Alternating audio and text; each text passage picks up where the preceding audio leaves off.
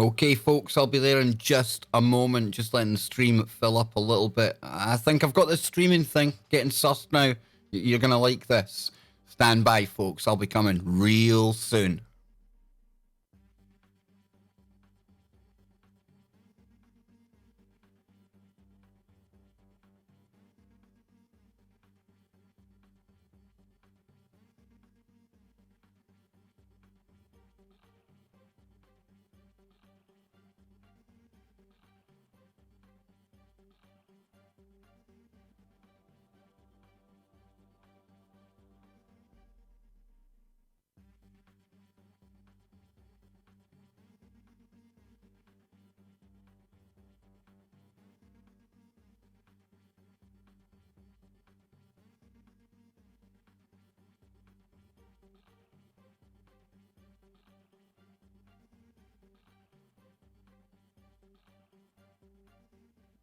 So a big shout out to everyone as they're filtering in right now. We've got Brett, we've got One, Polly Nation, Hillary, the mod in the chat room. We're good to go. We've got a mod in there. And I can't thank you enough, Hillary, for all of the help that you're giving me. And Liam, back in the chat. Liam, I'm really glad to see you after that misunderstanding. That was all on my part when we first done the live stream.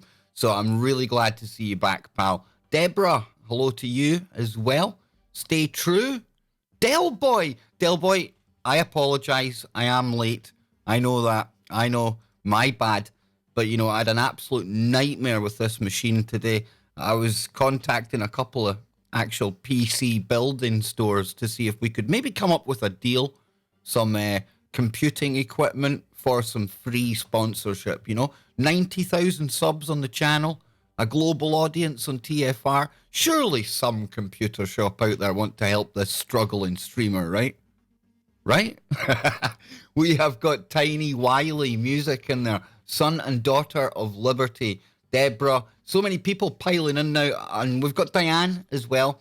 I'm going to move into what we're going to be talking about here. It's just a real kind of quick video. Some things that's caught my eye today. And obviously I'm going to be going live in 2 hours over on Truth Frequency Radio. So what I'm going to do is, after I go over a couple of topics here, we're going to get some topics from you. You can choose what Kev speaks about tonight on the show. So stand by, folks. Stand by. Here we go. We'll see if we're working good this time.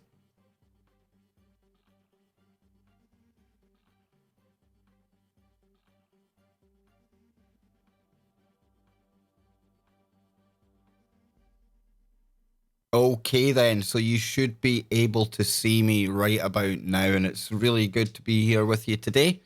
And as you can see, I've got the TFRlive.com webpage up. That's my archive page. If you ever miss any of the shows, that's where you'll get them in there. So please feel free to go and check out over 960 episodes of the Kev Baker Show now. It's absolutely mind-boggling when I even think about that. But a big shout out to everyone for turning up here today.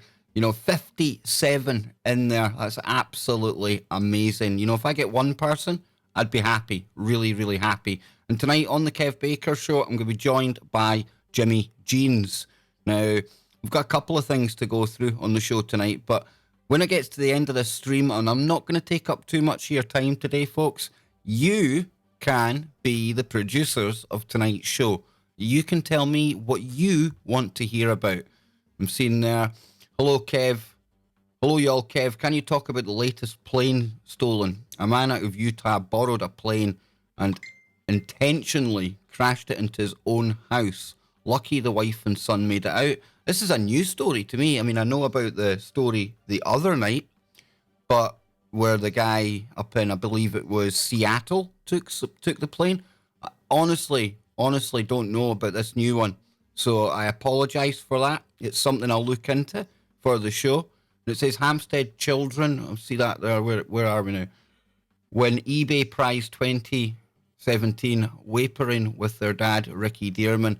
Yeah, I've noticed that. I really have. I've noticed a lot of that. Kev, could you help me reach 500 on the 2 short messages on my YouTube channel?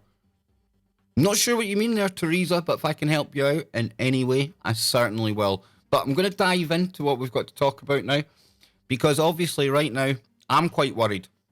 And anyone who has any kind of voice on the internet, a YouTube channel, a radio show, anything like that, we really are living in perilous times. And I know there's people out there who think that the whole takedown of Alex Jones is some kind of con job.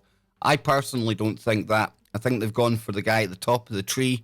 They take him off first. If they get rid of him, which they seem to be successfully doing, then they'll come for all of us after that. And we're seeing more and more people being censored off the net. I see Laura Loomer. She was somebody who was very outspoken and doing good research when it came to the Las Vegas shooting. I see today she has been kicked off of some platforms. Gavin McInnes, he's not my cup of tea, but again, like I keep on saying, doesn't matter if these people say things that you don't agree with. We're slowly all losing our voice. And before we know it, we're going to have this sanitized, horrible version of the internet where it's not going to be like this just now. It's not going to be the way it was we remember it. And it's almost going to be like a Mandela effect. Some people will be able to remember when people, normal people in their homes, were able to go on and do this kind of thing. And then there'll be other people out there who'll say, that's absolute rubbish. The mainstream have always done that. Nobody in their home was trying to take over from the media. Yeah, it's a Mandela effect in the making. But it's censorship that I want to start with because, and I love the kind of the strange, the woo, the weird, the wonderful. I think it's time to bring back up this. If I can get it come up. Yep, the Illuminati card game. And guess what? They only go and have a card for censorship. Now, I'm going to blow this up a bit so we can actually read what this card says.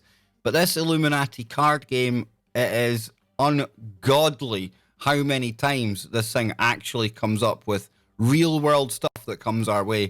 And I'll explain what the card game is in just a moment. But just to read the card first, it says here, censorship. And we see the guy being censored. It says, this is a freedom, isn't, bear in mind that, this isn't a freedom of speech issue. This is a decency issue. And we're closing you down. The card may be played by any straight conservative or government group which makes or aids an attack against a media group. It gives an extra 15 points of power. But it's that bit there. This isn't a freedom of speech issue. It's a decency issue, and we're closing you down.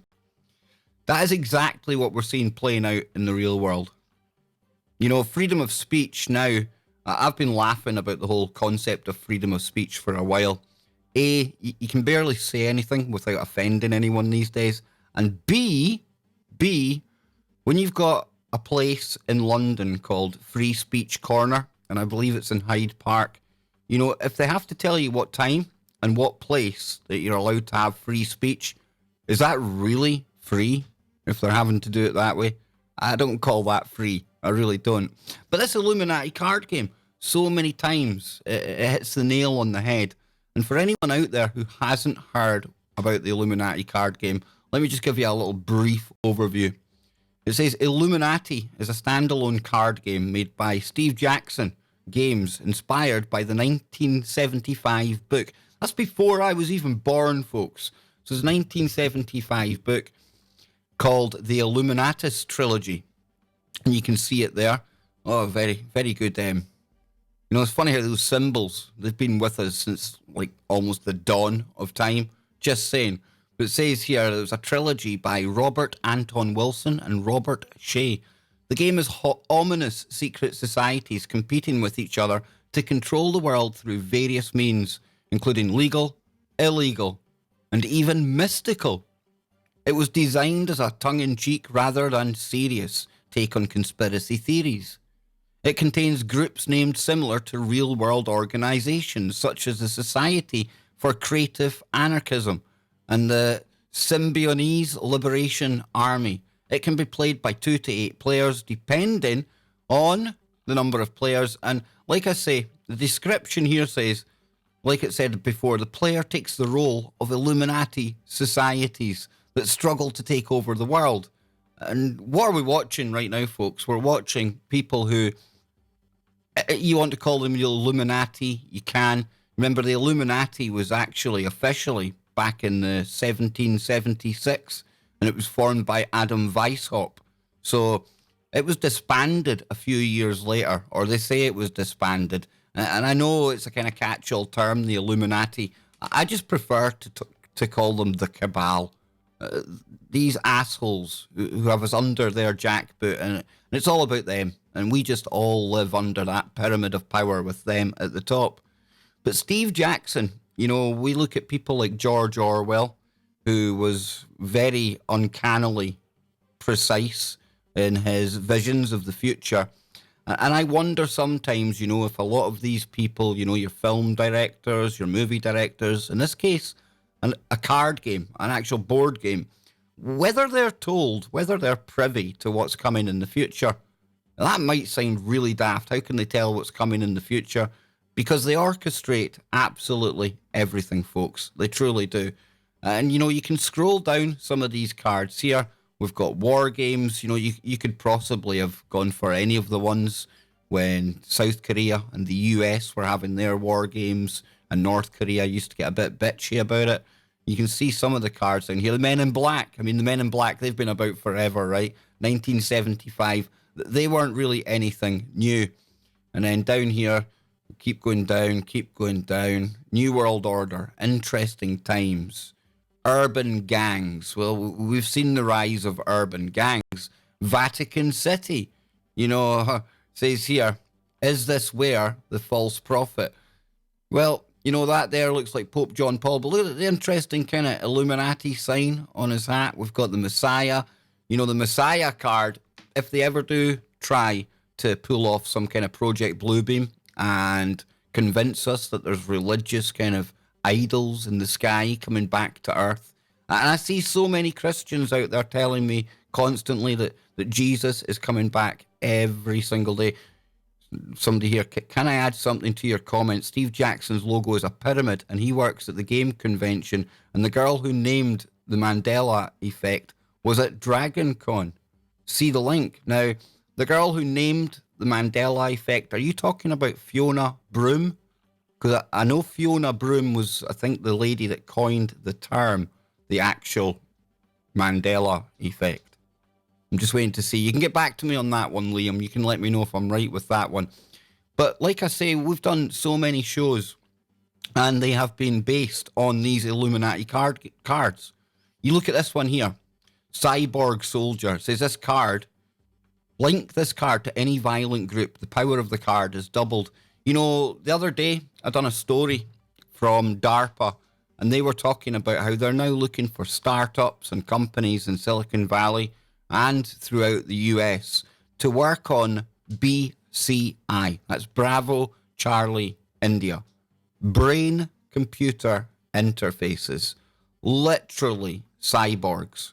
So that they can speak to weapons systems, to drones, so they can call up the map in their heads. We're entering a time where this card here, very, very apt indeed. You keep coming down.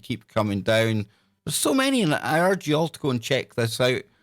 Yes, Fiona Broome, Liam in the chat room just confirmed that. The Mandela effect was called something else before that in the past. That's really interesting, targeted in Ireland, because I've always wondered, was it just Fiona Broome and the whole Mandela thing? Or say 50 years ago, before a lot of us were around, before some of us were around, let's go back even 75 years, right?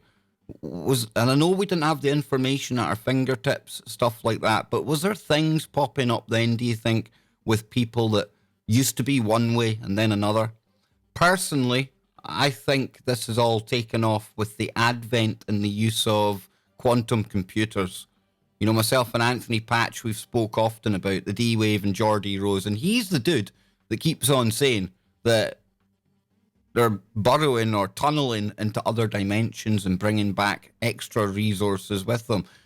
I think that's got a lot to do with the Mandela effect and the fact that our reality all around us right now, it's changing. It's been altered. We're living in a fluid reality.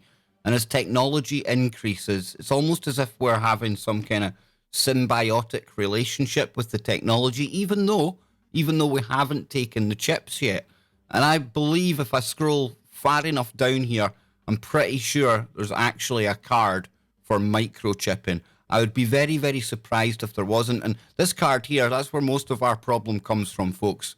The military-industrial complex. Government and corporate interests have become nearly identical. Does that not sound like today? Does that not sound like today? I mean, you've got Google, you've got your Facebook, and all of these big, massive behemoths on the internet. And literally, you know, are they working under the government? Or in most cases, are they telling the government what's to be done? So it says here, all corporate groups are now considered government for all purposes, except goals. So, like I say, I find it quite weird. Not surprising, though, that there's an actual Illuminati card to do with censorship. Because, like I say, if you go through these cards, and there's umpteen of them, you know, sometimes I wonder if we're looking at some and they may well have been just faked up. You know, you can't believe anything these days. You have to check everything. But it's definitely weird. It's always kind of puzzled me, pardon the pun, as to how some game back in 1975, it's almost uncanny how accurate it's been. I just want to see if we're still going out live. I think we are still going out live. 80 viewers, that's absolutely brilliant. So thank you so much, folks. Means the absolute world to me. I hope the stream is going okay. I'm just going to scroll down the chat here. It's moving way too fast. It says here, I love to use BCI to crash a computer. You know, I would hate to see what my brain would do to a computer. I really do. Who honestly knows what would happen if my actual grey matter was interfaced with some computer? I think the computer would tell the technology to crawl out of my ear because it just wouldn't know what to make of what goes on up here. So yeah, censorship, a bit more of a woo take on it today, just to see what you think. Bit weird, bit strange. And I tell you what, folks, this year, 2018, by the time we get to the end of the year, the landscape when it comes to YouTube and Facebook and normal people like us, things will have changed irreparably. It really will. You know, now is the time when they're bringing the hammer down. I seen Alex Jones yesterday. He done a really good video on Periscope. They haven't quite kicked him off yet. Maybe he has been kicked off by now. I don't know. And I see Nano Girl in the chat room. Love it, Nano Girl. Yeah, so maybe they've been kicked off by now. Not too sure. But he was on explaining what happened and why he's in the state he's in right now. And it was an apology to the Sandy Hook parents. Now, I think the Sandy Hook parents are being manipulated by somebody behind the scene. You know, they know that if they can paint this picture of Alex Jones denying that anything happened, despite the fact that he didn't say that. He did not say that. I remember watching Alex. I love watching InfoWars. Hate me for that if you like. But he always used to play both sides of the fence. Could be fake, probably real. And it was Wolfgang Halbig who came on, and he works in schools. He was a school inspector. And he was really the one, and I'm not saying for anyone to go after Wolfgang. He made some very good points, definitely some anomalous things there that we should be looking at. And it should be okay to question things. It really should. But Alex was on there, he was nearly crying. And, you know, I was really, really disturbed to see some of the comments on there.